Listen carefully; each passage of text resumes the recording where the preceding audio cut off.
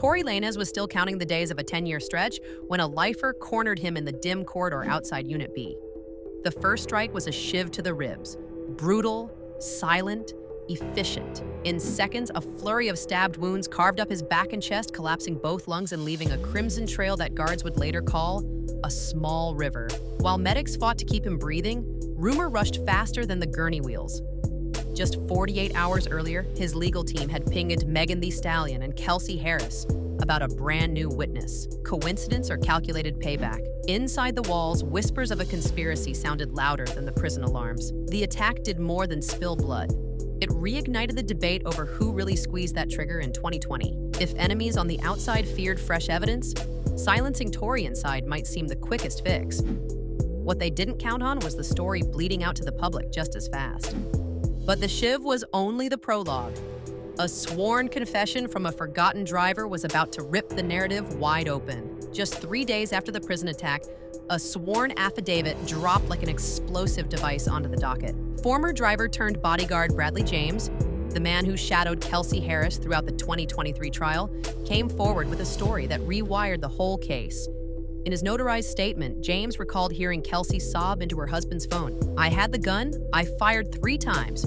Tory knocked my arm and it went off twice more." The affidavit landed on the desks of nonprofit law firm Unite the People, which is steering Tory Lanez-born Daystar Peterson through his appeal. Their lawyers stapled the declaration to a fresh habeas petition, arguing that the original jury never heard this dynamite confession.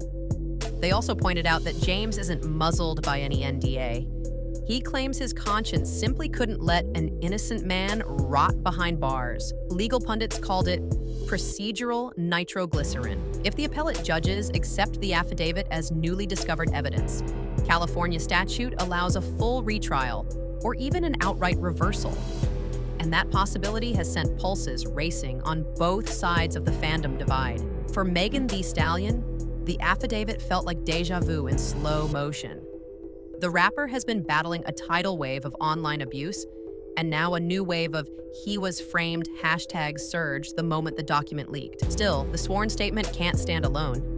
It needs corroboration. That's where the whispers of missing ring footage come in. If a silent doorbell cam truly captured the chaos on that Hollywood driveway, it might either cement James's account or blow it to pieces. And according to a fiery Congresswoman on live TV, that silent camera is about to speak. When Congresswoman Anna Paulina Luna slid a USB across the Piers Morgan uncensored desk, even the seasoned host blinked. On that drive, she insisted, sat doorbell footage that would exonerate Tory Lanez and blow the prosecution's timeline to smithereens. According to Luna, the silent clip shows a frantic scuffle between 2 women, a flash in the darkness, then Tory darting in to slap the weapon away, never once pulling the trigger himself. The claim hit cable news like an aftershock. Viewers re-watched the segment, lip-reading Luna's promise. "We're dropping this in court next week."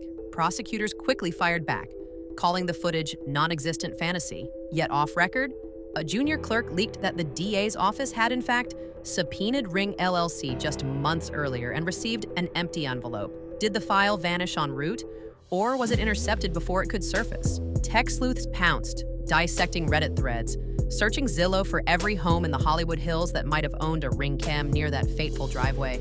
One user claimed to have traced a serial number to an Airbnb listing matching Kelsey Harris's rented Chevrolet, but the post vanished within hours. Meanwhile, Tory's attorneys hinted the video clock's only 13 seconds, but captures everything prosecutors left out. No muzzle flare from Tory's side, no gun in his hand, and most damning Kelsey yelling, "You ruined my life," seconds before the shots. If that scream is on tape, it would be the first authenticated audio of her voice during the incident. The stakes couldn't be higher. If the ring clip exists and shows a shooter who isn't Tory Lanez, the entire conviction unravels.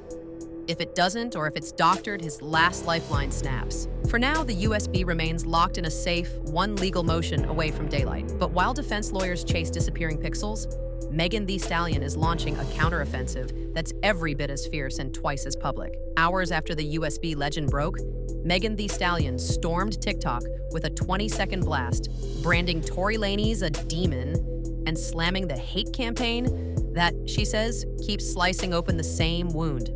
Her eyes never flinched. "I've been the victim every step of the way," she snapped, "and I'm not letting a single lie breathe." The clip rocketed past 5 million views before midnight, igniting fresh trenches in an already molten comment war. Imagine y'all saying somebody is following the street code, not snitching. Are you snitching or are you not snitching? Because y'all trying to pretend like Kelsey shot me. Kelsey didn't shoot me. And I really wonder why her main problem with me was, you won't tell people I didn't shoot you. I was like, Kelsey, I don't want to talk about this on social media at all. But now you won't even get online and defend yourself. So that really just proves my points. Either you took some money or your life is in danger. Like, why won't you get online and say, because this is what y'all care about. Y'all care about online. Because the case, if you say you didn't shoot me, why won't you get on the stand and say I didn't shoot this? You say it online every day. You figure out how to get your say you didn't do it. You figure out how to get the blogs to say you didn't do it. But the one would have mattered from was you. You should have said, I didn't do it. Kelsey did it. If she did it, why wouldn't you just say she did it? Kelsey, if you did not do it, why won't you just say, I did not do it? I know who shot me. I said who shot me, and that's why I'm in jail. Y'all motherfuckers are dragging it online like it's some new evidence. There's no new evidence. Witnesses went missing. Why? I wonder why the witnesses went missing. Did y'all pay them? Why y'all showing up now? Why y'all showing up? It's about to be 2024. Y'all still with me. Y'all with me. Why? Because y'all see me moving on and doing better. Y'all see me trying to heal and trying to grow. But y'all keep trying to bring me back this way when I'm trying to go this way. Behind the ring light rage, her legal pit bull Alex Spiro sharpened his own claws. In a terse press statement, he called the new affidavit an embarrassing recycling of debunked claims, warning that anyone peddling it would be sued for defamation. Rock Nation amplified the note across socials, tagging it with a single emoji. A padlock? Message received, doors are closing, conversation over. But the internet never clocks out. Within minutes, hashtags like ire protect Meg and free Tory collided, each side tossing screenshots, partial transcripts, and half-hidden court exhibits like digital grenades. Even Kelsey Harris felt the shrapnel. Her quiet Instagram hiatus ended with a cryptic story, just black text on gray. Silence guilt. No names, but everyone knew. The backlash wasn't just virtual. At least 2 radio stations reportedly yanked Tory's older tracks after local activists threatened ad boycotts. Meanwhile, hip-hop podcasters accused Megan of wielding her platform as a cancellation cannon, firing at anyone who questioned her account. The result? View numbers soared on both extremes, pulling casual fans into the vortex whether they wanted it or not. Yet in this thunder of rebuttals, one grinding question still echoes. If the gun wasn't in Tory's hand, whose fingerprints are haunting the barrel? The answer, or its absence, will decide whether the next chapter is vindication or downfall. And deep inside the evidence locker, a chain of custody nightmares waiting to explode. If the ring clip is the ghost that may appear, the physical evidence is the phantom that already vanished. From day one, the LAPD's paperwork reads like a masterclass in missing pieces. Bullet fragments logged at the hospital, then lost in transit. The Glock 22 photographed at the scene. But the actual weapon never tagged into storage. A swab that puts Tory Lanez's DNA at less than 0.1%. Yet the lab analysts still checked the inconclusive box because the sample was contaminated. Each gap widens the gulf between doubt and certainty. Defense experts howl that the state's ballistic chain looks more like a dotted line. Even prosecutors admit one evidence clerk quit mid-trial, citing family issues, while another was suspended for emailing crime scene pics to a friend. It's the kind of procedural nightmare that turns convictions inside out on appeal. Meanwhile, rumor mills grind. Did somebody deep 6 key items to keep the case alive, or to keep Tory in a cage? Theories range from sloppy storage to deliberate cover-up, but every theory hinges on artifacts no one can find. Without the shards, no surgeon can swear they pulled lead from Thee Stallion's foot. Without the gun, no jury can rerun fingerprints or fresh DNA. The evidence locker is now a black hole, swallowing certainty with every rumor that leaks out. Even Judge Hereford, who handed Daystar Peterson his decade inside, raised an eyebrow at the paperwork gaps during sentencing. This record is unusual, he noted, before ultimately deeming it not fatal. But appellate judges love nothing more than an administrative train wreck, and they now have a 700-page record full of clerical hiccups to comb through. If the defense can prove those holes aren't just accidents, the entire verdict teeters. And that's before we even add the fresh affidavit or the rumored doorbell footage to the scales. Yet outside the courthouse, another force is tilting public opinion, an army of superstar cosigns and a petition climbing toward 1 million names. Outside the courthouse, the drama has gone platinum. Yee drops a cryptic IG story, just a broken chain emoji and free lanes scrawled beneath. And within an hour, the change.org petition surges by 10,000 signatures. Drake likes the post. Kodak Black adds a 2-minute rant about industry slavery. And suddenly the hashtag #OurDaystarDeserves daylight is trending above the NBA Finals. Even veteran mogul 50 Cent piles on, teasing a documentary called Exposed Evidence that he promises will blow the roof off. The momentum isn't just digital. A fleet of black SUVs circles the California men's colony every visiting day, blasting Tory Lanez' mixtape through subwoofers until the asphalt shakes. Fans hold signs reading, 0.1% does not equal guilt, and show the video. Meanwhile, women's advocacy groups stage counter-rallies downtown, accusing celebs of weaponizing fame to silence a survivor. This isn't fandom, it's intimidation, declares activist Tamika Mallory, who urges Spotify to freeze Tory's royalties until the appeal is decided. Politicians are feeling the heat too. A Sacramento staffer leaks that phones in the governor's office have lit up with callers demanding a pardon, while equal numbers threaten to pull donations if he even considers it. The governor's press team issues the blandest statement imaginable, "We respect the judicial process," which satisfies exactly no one. Yet for all the noise, the change remains on paper. 642K signatures and climbing, plus a stack of amicus briefs from civil rights lawyers arguing the trial was procedurally unjust. If that signature count tops 1 million before the appellate ruling, it would be the largest clemency push in California's hip-hop history. And governors hate ignoring record-breaking petitions in election year. For Thee Stallion, the celebrity pile-on is a fresh wave of trauma. She tweets, "Money can buy lawyers, clout can buy attention, but it can't rewrite the truth." Her mention feed turns into a battleground within minutes. Passions are peaking, stakes are rising, and every free Tory chant echoes against an equal and opposite roar of "Protect Meg." The public arena has become a pressure cooker, and the appellate court is about to lift the lid. Next up, the ticking clock of legal deadlines, the governor's dilemma, and why 13 seconds of possible ring footage could flip an entire verdict on its head. The appellate clock is ticking louder than the prison alarms. In 63 days or fewer, if the panel accelerates, 3 judges will thumb through thousands of pages, balancing the affidavit, the mystery USB, and a chain of custody map that looks like spilled spaghetti.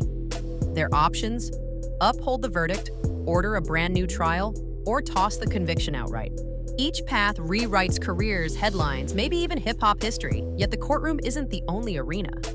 On the governor's desk sits a clemency packet as thick as a phone book, crammed with medical reports on Tory Lanez's collapsed lungs, character letters from industry giants, and that petition cresting toward 1 million names. A single stroke of the pen could pardon him, turn the razor wire into open air long before any judge hands down a decision. But signed too soon, and the governor risks looking soft on celebrity privilege. Wait too long, and he might step into election season with half the state chanting "free lanes" outside his rallies. Meanwhile, investigators are quietly tracing digital breadcrumbs to verify whether the elusive ring clip was ever uploaded to the cloud. If they confirm the file exists, a subpoena could force it into daylight, unless, of course, it's already been erased or encrypted into oblivion. In that case, the appeals court must weigh testimony without the one piece of video that could settle everything in 13 seconds flat. Inside the prison infirmary, Tory counts the days and plots contingencies. If the judges grant a retrial, his lawyers are ready to parade ballistic experts, digital forensics whizzes, and Bradley James himself under oath. If the governor signs the pardon first, they'll pivot to civil suits, chasing damages for the malicious prosecution they claim stripped Daystar Peterson of his freedom, his royalties, and nearly his life. And what of Thee Stallion? Her team braces for either outcome. An overturned conviction means a fresh wave of scrutiny she never asked for.